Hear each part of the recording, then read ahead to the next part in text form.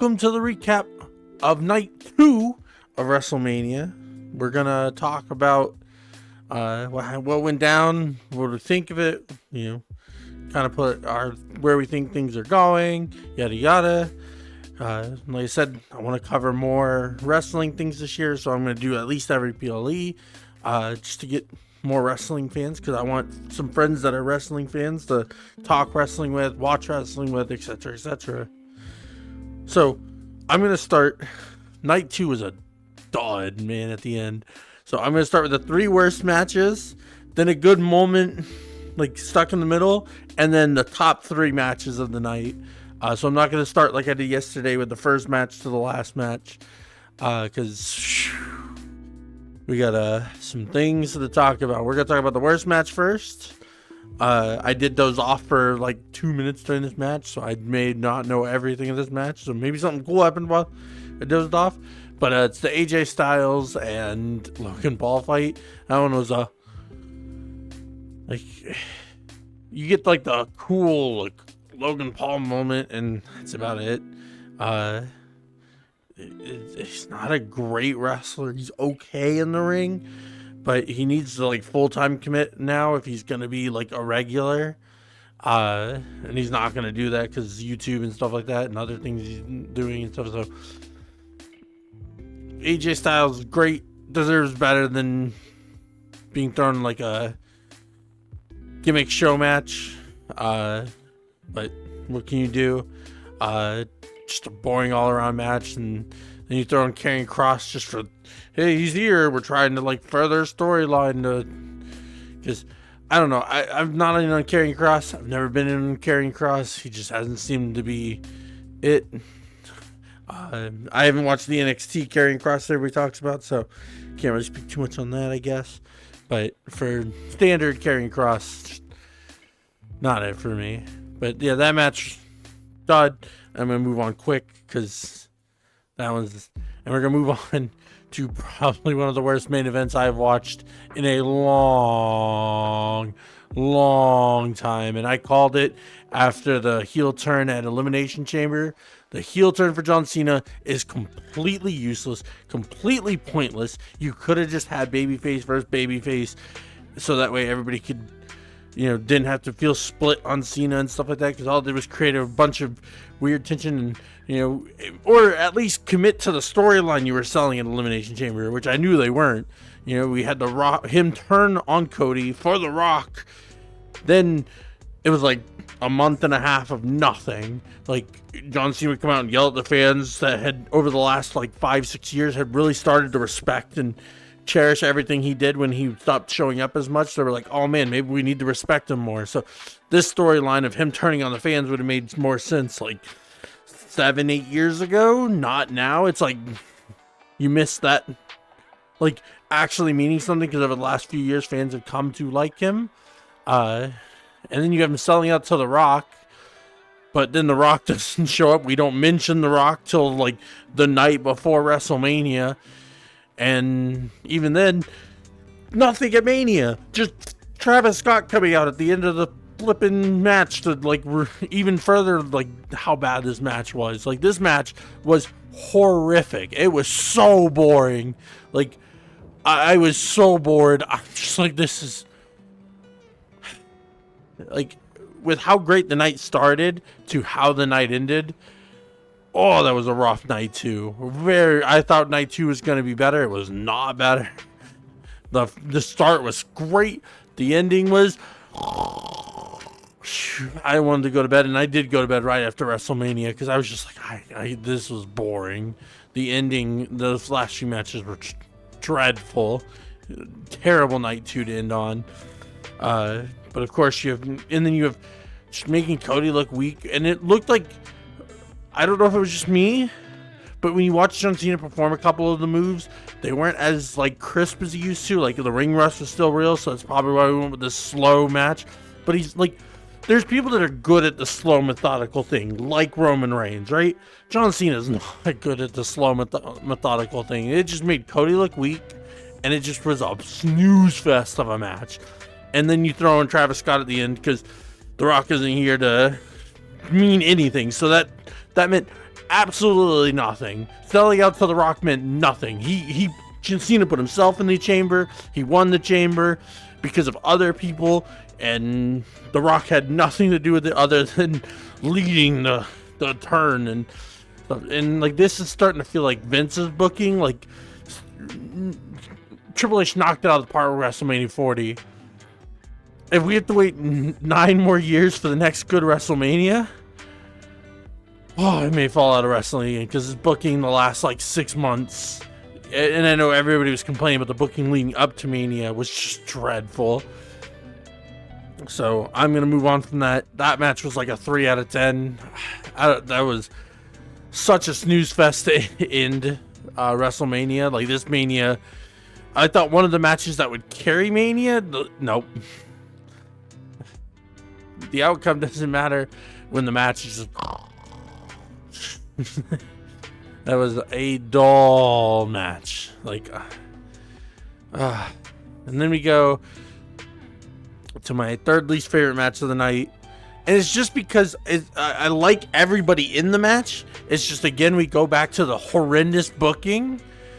Liv Morgan had a great 2024. She was, like, easily the best female of the year from everything, like character work, story work, to everything. Sold it. Everything so well. And I apologize to a Liv Morgan fan for this. I went back and found him on TikTok. I was like, hey, you're right, Liv Morgan's booking is atrocious after what she did. And like, the way people are talking about McIntyre's still been booked strong and like great storylines to a point. Liv Morgan's the one who had a great 2024 and is getting absolutely shafted in 2025. Like, yeah, she won the titles to be the most tag team title champion for women, and then nothing. And then we just have her throw it away because, we took the random team of Lyra and Bayley out just so that we can bring back. And look, I'm so glad that we have Becky Lynch back. But for this, just to come back, win titles, and put 2 titles on Lyra, like, when the Intercontinental title's doing nothing, like literally nothing. Elimination Chamber, she went into the chamber to go take a shot at the main title, failed there, and now in the next PLE, still nothing. So these mid-card titles and the US title didn't even appear at all, not even like in a tag match or nothing for Chill Screen. So the women's mid-card titles, completely useless. So what was the point of adding them if you had no plan for them? Like, that's like the definition of throwing stuff in that was deserved, because the women deserved a mid-card title. But this is just, look, see, we did it, okay? So stop complaining about the women's booking. We're still going to complain because you gave them the title but did nothing with it, either of them. So Becky Lynch returns, cool moment, ruined by the fact that we're just, boom, like, just like that, man. Liv and Raquel, you just won the titles? Cool. You lost them already. Done. Liv Morgan back to the, we're gonna go with the Becky, Bianca, Rhea, over push over and over and over again. Like, if you're not one of those 3, because we did finally put Charlotte down a little bit, you're back of the line, despite your great year last year. Then we go to the 4th match. This one's a great moment. It's with the Randy Orton Open Challenge. Wasn't a great match by any stretch of the imagination. Wasn't a bad match, in my opinion. But we get the, say his name. He appears. Joe Hendry. I've become a huge fan because a lot of people just know Joe Hendry for the entrance and the viralness. But go look him up. He's a great wrestler. He's done a lot of work in wrestling. So it was great to see him, at the Rumble, and now at this, have his moments on a grand stage to, be celebrated and stuff, because he's put in a lot of work for wrestling. He's a great wrestler. He's great on the mic. He's a little goofy, but I love that. Not every character needs to be super serious, because, you need to have variety in characters, or else it would be dull and boring if every character was along the same lines of each other. I wish the match would have gone a little further, right? Because could have made it really, really great, but it was still a great moment and a great cherish for, great memory for Joe Hendry. Will probably end up on WWE whenever his contract ends, by all the sounds of it. And then of course it's always great to see Randy having the time of his life at the end of his career, because we don't know how much longer we have him for. So excited to see where that kind of heads over the next year or so with Randy, because just like this year's the end of Cena's career, we're probably not far from Randy's ending. So it's always happy to see Randy have some fun and excitement in his end of days. But now we go to top 3 matches, the 3 good matches, like the banger after banger after banger we started the night. I've got to go, my third favorite match of the night was the Io Sky, Bianca Belair, Rhea Ripley match. I technically didn't really care who won, but I wanted Io to win. My only disappointment and why this match wasn't higher in my 3 matches was because it seemed like Io would get one move off and then immediately get beaten up. One move off, immediately get beaten up. While the other 2, Rhea and Bianca, got their like full minute, like kind of run wild on the 2 of them. And then they would get beat up for a little bit by the other one. And then and maybe in between, Io would show up to hit like one move and then immediately get beaten up again. So this was a moment that you could have used to put Io on the level of Rhea and Bianca, like kind of build her, because for like a fan like me, because I see a lot of people like, yes, Io won, but you guys are already Io fans, right? So for you, it's not enough. Like, it's good enough because she could retain in this match. But for the people that weren't sold on Io, this was like a great moment to elevate her, and I feel like on that level, they failed to elevate her. She came away with the title still, which is great, but she didn't have like that like run like the other 2 kept having throughout the match. So you still kind of made her like the background character in this thing. So I think that was a mistake. Like I said, could have used this triple threat to really elevate her to another level. Maybe not to their 2 level, but like close that gap. Get more fans on Io's side, because Io is amazing. She's a great technical wrestler, great seller. So she deserves everything. So WWE, come on, you got the ball here. Another rough booking decision that ruins an overall great match. Like, it's fantastic, but if Io had just a couple more moments, could have even raised it a little higher, because Io's insane in the ring. Then we go, so my top 2 you could interchange. I could say, like, if anybody said they preferred the other over the other, I would completely get it. I would probably put Priest, Drew slightly second, just because this match should have gone a little longer, maybe. Because I realized when the second match ended, aka the Drew Priest match, we went through the the triple threat match and the Drew Priest match and the opening, like 15-minute of all the opening and stuff for Mania, and like an hour. Was like, why are we hitting the like gas button? Last night's went to like 11:30, and this one ended by like 10:30. So we had like an extra hour or so that you could have played with, and instead they were like gas, go through like the great matches. So that's another thing that brought down, like, even though it was a hot start, it brought night 2 down just a little bit. But in Drew Priest, when you bring a stipulation match, it's great when you have 2 people that are willing to be violent. Like, when we did CM Punk and McIntyre in Hell in a Cell, they were 2 people that were willing to sell their bodies, sell everything for the fans and stuff like that.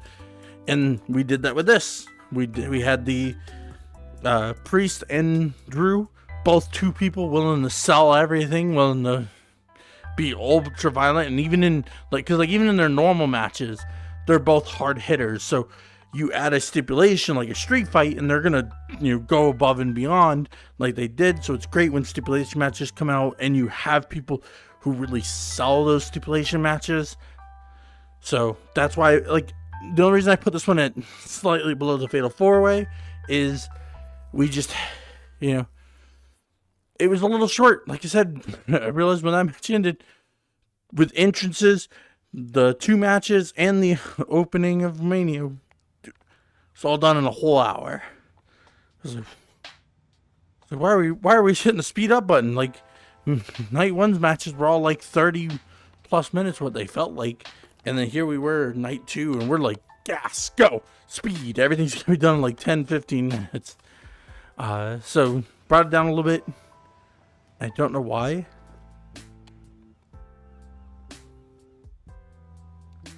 Is that rain? It's not raining. That's a weird sound. Oh, I think it's the song playing. Okay. Yeah, sorry for that distraction. I'm easily distracted. And then we go to the best match of the night, the Fatal 4-Way. We had storylines develop in this. We had standout moments for just about everybody. We had Rey did this yesterday. Dominic Mysterio betray Finn, which led to a couple spots between them. So maybe we're gonna finally accelerate this Judgment Day breakup we've been doing for what seems like 17 years. So I'm excited to see how fast we accelerate that now, because we need to hit the go button on that, because it's been dragging on, and a lot of people kind of started to be mixed on it, because long-term storytelling is great, like we said yesterday, but sometimes you gotta find that middle ground of slow and fast, because when you do too slow, people kind of tune out on it. We had Penta, who had some great moments throughout the match. You had Braun Breaker, who literally murdered Carlito. Carlito's dead. Rest in peace, Carlito. It was a beautiful time knowing you and your return to WWE. You had a great career, but he's dead. Just a massive spear jumping from one desk to another for Braun Breaker to spear Carlito through these new tables that look awful to go through. They do not look like they give way like the old ones. But that was a moment. And then, obviously the finish. Finn goes to finish Braun, but here comes Dominic, hits the frog splash, pin Balor, and walks away as the Intercontinental Champion. And I thought this match was going to go one of two ways. It was either going to go to Penta, because Braun's probably going on to the main event scene, because they are pushing him fast, because he is, every time they want him to step up, he seems to step up. Or it was going to go to Dominic with the betrayal of Finn, and that's what we went with. So I was pretty accurate on that match. Like I said, Drew Priest match, I like Priest, but I figured Drew was going to win. I like Drew, so I figured Drew was going to win that. The women's match, I'm glad Io won, because I wanted Io to win, but I expected to put him. I expect them to put it back on Rhea or even Bianca, so I'm glad that went Io's route. Io and Tiffany Stratton, the only two to hold their belts through the weekend, that defended it during the weekend. So props to the two women's champions, keeping their titles. Well deserved, because needed to stay on them. But there's that. Overall, it was a disappointing WrestleMania. WrestleMania 40 was so amazing, and it fit WrestleMania. This one did not fit WrestleMania. This one felt like, a lot of it felt like just average TV matches. So it was just kind of disappointing. And like I said, the final main event, oh my God, that was a snooze fest. Me and my friend was like, maybe we'll see, like trying to play the optimist. I was out. That main event was boring, and The Rock was useless, pointless. The Rock just energy, like The Rock is starting to hit that like Hulk Hogan level of like, I've got to be the center of attention at all times, because ego or something. I don't know. Like, The Rock is really starting to ruin wrestling, and I know the joke was John Cena was going to ruin wrestling. Like, I didn't think they would actually ruin the match. Just to, like, if that was intended for the storyline purposes, that was awful. That was a dumb mistake, dumb decision. So I like I said, after Elimination Chamber, I was out on the John Cena thing already. I thought it was gonna be dumb, and this was the payoff. The main event was the payoff of that heel turn, and we got nothing from The Rock. A shitty run in from Travis Scott. So this was bleh. This was a bleh, big down, big down. Ugh. So I'm gonna move on. We got 3 weeks until Backlash, and I'm sad that after the last few years of it being international, and each like the international crowd is delivering an amazing Backlash crowd that has really seemed to elevate the event just because of the crowds. We're going to St. Louis for this one, so come on, American fans, we need you to pump it up, because I mean, this Mania crowd, which fair enough, like I see a lot of people blaming the Mania crowd. No, man, this Mania stunk for a lot of it. And I've been the optimist. I've been the one like, hey, let's wait to see how Triple H's booking does, because I mean, WrestleMania 39 was a little shaky, but WrestleMania 40 was top to bottom great. Like, even the match I cared less about, I felt was still pretty good. But this year, oh, it was a stinker. For Mania overall, I sat there, me and my friend sat there, like, this is like a 7 or 8 at first. I think I dropped it to like a 6 or 7. It didn't feel like Mania. It felt like a major disappointment of where the quality of match was. So maybe we like, and I've seen a lot of fans seem to agree that this Mania was kind of a stinker, and the builds to Mania were kind of a stinker. So hopefully WWE kind of refocuses, because they did kill a lot of storylines and stuff at Mania. So we have a chance going into tonight and Monday night to kind of start a reset of things, and kind of, you know, like see if we can't get like a refocus to where we were last year, because last year was so great. Because right now, a lot of like Vince's old booking issues are starting to rear their ugly head in the last like 6 months, and it is not pretty. So, and no, I do not consider the Jey Uso a bad booking thing. That is just, some of you guys need to like relax. That's great. That's fine. He deserves it. He earned it. He's worked his ass off for that moment. But there's a lot of things you can question, and I'm probably going to, in the next couple weeks, sit down and do a video about his book, Triple H's booking, because there's a lot of questionable booking in the last 6 months, and it is starting to fray my fanship again, because WrestleMania 40 reignited the fire, and the next few months kind of kept that fire going. But over the last little bit, it's been slowly just fading away. And I've been getting more and more miffed with the booking, and more aware of the bad booking that we've ignored over the last year, that was kind of rearing its head a little bit, and now is becoming more and more prevalent, because we don't have that big storyline that is really kind of taking away. Because the one thing was that people were holding on to was this Rock Cena thing, looking to see where it goes, and it went nowhere. So it's pointless.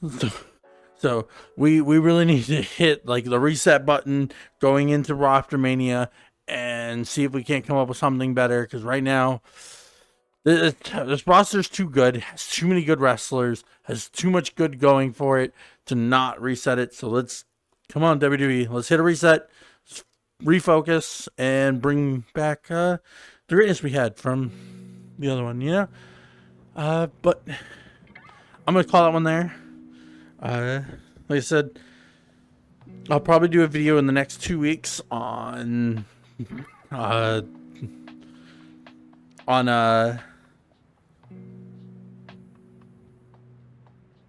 Triple H's booking. But for now, I'm going to call it there. But as always, if you ever want to come watch the PLEs with me on Discord, or you just want to, you like gaming, you like anime or anything like that, come join us, come hang out, come be friends. We're always making new friends, always, willing to let people in. I'm not, closed off to making new friends ever. So, looking for new interests or people with similar interests. But I hope you have a great day. Hope you enjoy. Hope you at least enjoyed some parts of Mania this year, like I did. And I hope we come throwing some haymakers for Raw After Mania tonight, because I remember last year's Raw After Mania was kind of it was okay. It was great, but it wasn't like. So maybe we'll see. But thank you, and have a great day, night, time of day here.